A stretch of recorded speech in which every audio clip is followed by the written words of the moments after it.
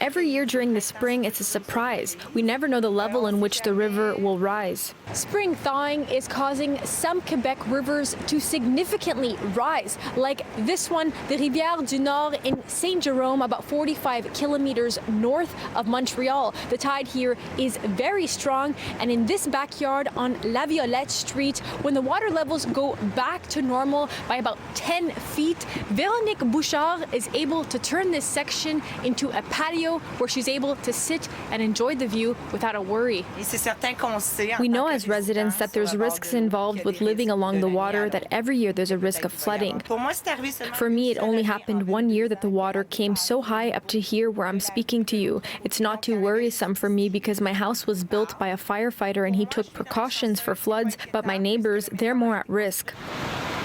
Quebec's Public Security Ministry reported one major flood in Quebec in St-Jerome. The city had issued a warning Monday evening asking residents in several parts of the community near the river to stay tuned for further instructions. Of course, every spring we worry, and I know that it's a lot of stress for many Quebecers, this flooding situation. So we know already, unfortunately, that we have 4 or 5 regions where we already have some flooding. So I want to tell the population that first, I understand their worry, but second, public security is following and will help them. Water levels in the region seem to have reached their peak and are starting to recede. It's like this almost every spring, but this year a little more. I saw near one of the bridges the water is really high, more than usual.